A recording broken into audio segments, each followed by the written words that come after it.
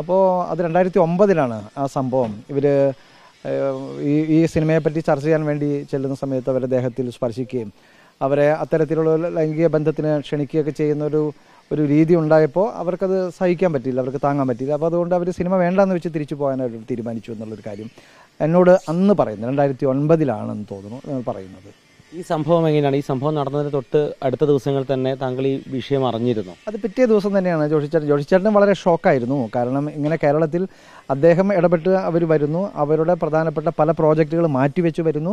അപ്പോൾ വളരെ പ്രതീക്ഷയോട് കൂടിയാണ് ബംഗാളി നാടോട് വരുന്നത്. അപ്പോൾ കേരളത്തെ പോലത്തെ സാംസ്കാരികമായിട്ടും രാഷ്ട്രീയമായിട്ടും ഒക്കെ വളരെ ഔന്നത്യമുള്ള ഒരു സമൂഹത്തിൽ വെച്ച് അവർക്കിത് സംഭവിക്കുന്നത് പറഞ്ഞ് നമുക്കും ഈ ജനാധിപത്യത്തിലും കേരളീയ സമൂഹത്തിലെ പല ജനകീയ സമരങ്ങളിലൊക്കെ പങ്കെടുത്തുകൊണ്ടിരിക്കുന്ന നേതൃത്വം കൊടുത്തിരിക്കുന്ന ഞങ്ങൾക്ക് അത് വളരെ അപമാനകരമായിട്ടൊരു കാര്യമായിരുന്നു. അതുകൊണ്ട് തന്നെ ഞങ്ങൾ അന്ന് പറഞ്ഞത് അവർ തയ്യാറാണെങ്കിൽ നമുക്കൊരു പത്രസമ്മേളനം നടത്തണം, അവരെ ഇരുത്തിക്കൊണ്ട് പത്രസമ്മേളനം നടത്തി ലോകത്തോട് ഈ കാര്യം വിളിച്ച് പറയണം.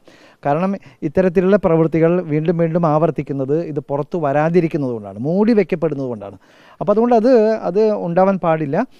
ഏത് തരത്തിലുള്ള സഹായവും ഏത് തര പിന്തുണയും നമ്മൾ അവർക്ക് കൊടുക്കണമെന്ന് അന്നേ തന്നെ ഞങ്ങൾ പറഞ്ഞിരുന്നു. പക്ഷേ അന്ന് അവരതിന് നമുക്കറിയാമല്ലോ കേരളത്തിലെ സാഹചര്യത്തിൽ ഇങ്ങനൊരു സ്ത്രീ അത് തുറന്ന് പറയുക, അല്ലെങ്കിൽ ഇന്ത്യയുടെ സാഹചര്യത്തിൽ തുറന്ന് പറയുക എന്ന് പറഞ്ഞാൽ വളരെ മാനസിക പലതരത്തിലുള്ള പ്രതിസന്ധികളിലൂടെ കടന്നു പോകും. അപ്പോൾ അതുകൊണ്ട് അവർ പക്ഷേ അവരന്ന് അത് വേണ്ടെന്ന് തീരുമാനിച്ചതായിരിക്കും. അതുകൊണ്ടാണ് ഞങ്ങൾ നിസ്സഹായമായി പോയത്. ഇതുമായി ബന്ധപ്പെട്ട് പരാതി നൽകുന്ന കാര്യം അന്ന് തന്നെ ഫാദറും അതോടൊപ്പം തന്നെ സംവിധായകൻ ജോഷി ജോസഫൊക്കെ തന്നെ ഈ നടിയുമായി സംസാരിച്ചിരുന്നു. ജോഷി എനിക്ക് ആ നടിയുമായിട്ട് നേരിട്ട് ബന്ധമില്ല, ഞാൻ കണ്ടിട്ടില്ല, ഞാൻ സംസാരിച്ചിട്ടില്ല. പക്ഷേ ജോഷി ചേട്ടനാണ് അവരോട് സംസാരിച്ചത്. അവർ പക്ഷേ ആ സമയത്ത് അവർ പലവിധ കാരണങ്ങൾ കൊണ്ടായിരിക്കും അവരൊന്ന് തയ്യാറല്ല ഇരുന്നെന്ന് പറഞ്ഞത്. ഇപ്പോൾ ഈ നടി ഈ കാര്യം പുറത്തു പറയുകയും പക്ഷേ സംവിധായകൻ രഞ്ജിത്ത് അത് പൂർണ്ണമായി നിഷേധിക്കുകയുമാണ്. മാത്രമല്ല ചലച്ചിത്ര അക്കാദമി ചെയർമാൻ കൂടിയാണ് രഞ്ജിത്ത്.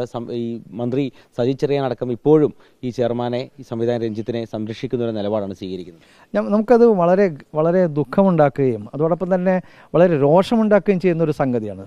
ഞങ്ങൾ ഈ സർക്കാർ നാഴികയ്ക്ക് 40 വട്ടം ഇരകരോടൊപ്പമാണെന്ന് പറഞ്ഞുകൊണ്ടിരിക്കുന്ന ഒരു സർക്കാരാണ്. മാത്രമല്ല കമ്മ്യൂണിസ്റ്റ് പ്രസ്ഥാനം എന്ന് പറഞ്ഞാൽ ലോകത്തെമ്പാടും ഏറ്റവും ദരിദ്രരായ മനുഷ്യർക്ക്, ഏറ്റവും അനീതി അനുഭവിക്കുന്ന മനുഷ്യർക്ക്, പാർശ്വവൽകൃതരായ മനുഷ്യർക്ക്, ശബ്ദമില്ലാത്തവരുടെ ശബ്ദമായിട്ട് ലോകമെമ്പാടും ആഞ്ഞടിച്ചൊരു പ്രസ്ഥാനമാണ്. അവർ ഏറ്റവും നിസ്സഹായരുടെ നിരാലംബരുടെ ഒരു പ്രസ്ഥാനമായിട്ടാണ് ലോകമെമ്പാടും തിരിച്ചറിയുന്നത്. പക്ഷെ അങ്ങനെ ഒരു പ്രസ്ഥാനത്തിൽ നിന്ന് എന്തുകൊണ്ടാണ് ഒരു സ്ത്രീ ഇവിടെ ഏറ്റവും അവഗണിക്കപ്പെടുന്ന, അതായത് ഇത്തരത്തിലുള്ള സ്ത്രീകൾ മുന്നോട്ട് വരുന്നത് നമ്മൾ അവർ വരട്ടെ എന്ന് പറഞ്ഞുകൊണ്ടിരിക്കുന്ന സർക്കാർ പെട്ടെന്ന് നിലപാട് മാറ്റുന്നത് എന്താണ്? ഉടനടി അദ്ദേഹത്തെ സ്ഥാനത്ത് നിന്ന് മാറ്റുകയും നമ്മുടെ പോലീസിനെ ബംഗാളിലേക്ക് വിടുകയും കൽക്കട്ടയ്ക്ക് വിടുകയും അവരുടെ മൊഴിയെടുക്കുകയും കേസ് രജിസ്റ്റർ ചെയ്യുകയും ചെയ്യേണ്ടത്. അതിന് പകരം അദ്ദേഹത്തെ സംരക്ഷിക്കുന്ന ഈ രഞ്ജിത്തിനെ സംരക്ഷിക്കുന്ന നിലപാട് സർക്കാർ എടുക്കുന്നത് അത് വളരെ രോഷമുണ്ടാക്കുന്നതാണ്. കേരളത്തിൽ ഈ പാർട്ടിയോടും ഈ പ്രസ്ഥാനത്തോടും വളരെയധികം ജനങ്ങൾക്ക് അവമതി ഉണ്ടാക്കുന്നതാണ് അവരുടെ ഈ നിലപാട്. അതൊരിക്കലും ശരിയല്ല.